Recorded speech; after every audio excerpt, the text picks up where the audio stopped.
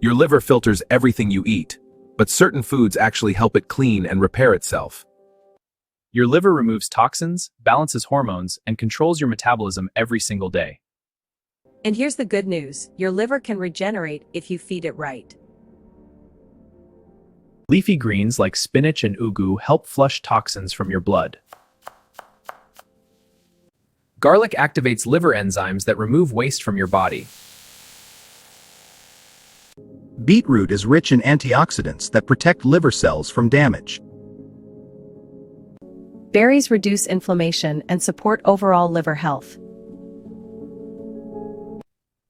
Avocado and nuts provide healthy fats your liver uses for repair. Drink green tea and add these foods into your daily meals. Feed your liver right. Follow for more organ-healing foods.